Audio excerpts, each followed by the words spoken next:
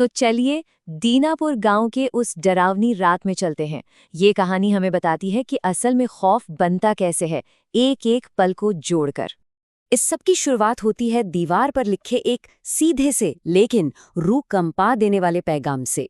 एक तरह की भविष्यवाणी जो राधिका नाम की एक औरत के लिए उस खौफनाक रात की बुनियाद रखती है।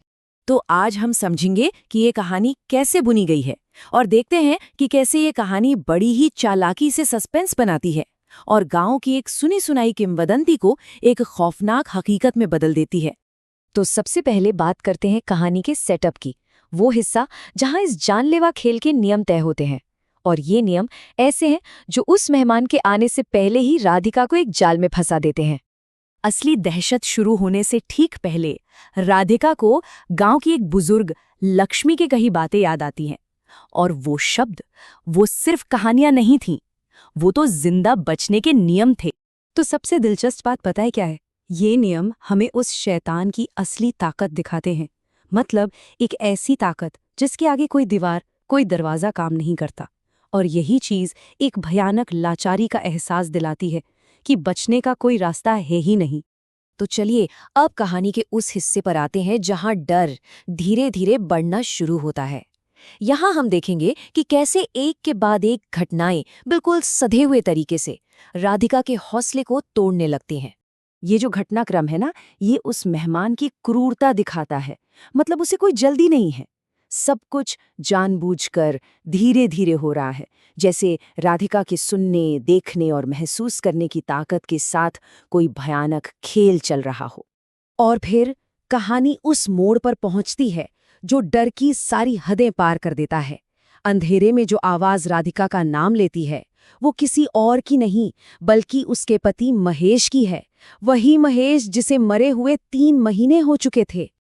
अच्छा, किसी भी बढ़िया हॉरर स्टोरी में एक ट्विस्ट, एक मोड़ जरूर आता है जो सब कुछ पलट देता है। और ये कहानी भी उम्मीद की एक झूठी झलक दिखाती है, ताकि जब असली खौफ सामने आए ना तो उसकी चोट और भी गहरी हो। तो सोचिए, घंटों के डर के बाद अचानक लालटेन फिर से जल उठती है, बाहर रखा खाना भी गायब है। राधिका को एक पल के लिए लगता है कि चलो सब खत्म हो गया, वो बच गई, सुबह हो गई है। पर असल में ये सब एक बहुत ही क्रूर मजाक था, एक धोखा। और जैसे ही उम्मीद की वो आखिरी किरण भी बुझ जाती है, कहानी अपने सबसे भयानक मोड़ पर आ पहुंचती है।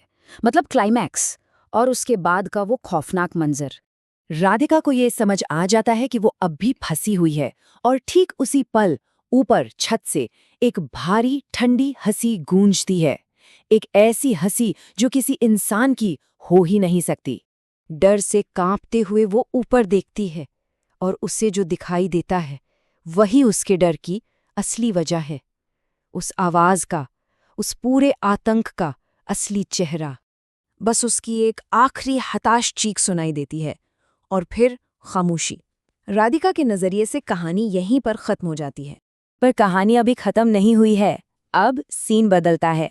राधिका के उस पर्सनल खौफ से निकलकर अब हम ये देखते हैं कि अगली सुबह जब गांव वाले आते हैं तो उन्हें क्या मिलता है। और जब गांव वाले घर में घुसते हैं ना, तो उन्हें जो कुछ मिलता है वो किसी क्राइम सीन जैसा नहीं है, बल्कि वो एक पुरानी किंवदंती के सच होने का सबूत है।